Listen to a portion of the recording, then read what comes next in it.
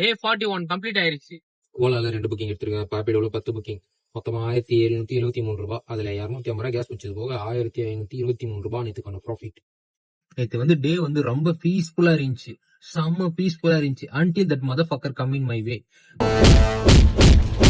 ஒரு சிக்னல்ல வந்து சிக்னல் எனக்கு தான் போட்டிருக்கான், நான் போயிட்டு இருக்கேன். அவன் அந்த பக்கம் வெயிட் பண்றவன் வேகமா எடுத்துட்டு வந்துட்டான். நான் இப்படி போறேன், அந்த மதப்பக்கம் இப்படி ஒன்று நான் பிரேக் அடிச்ச உடனே பின்னாடி நின்ட்டேன். இவன் போயிட்டா இந்த காருக்காரன் அவன் போயிட்டு கார் கிராஸ் பண்ணிட்டான். ஜஸ்ட் மிஸ் தான். இந்த கார் கிராஸ் பண்ணது இவன் இப்படி போறான், அடுத்தது இப்படி போதும் வண்டி. எதுக்கு அப்படி ஒரு 2 நிமிஷம் நின்னு போயிருந்தா கோத்தா எனக்கு விருப்பம் ஆயிருக்காது இல்ல.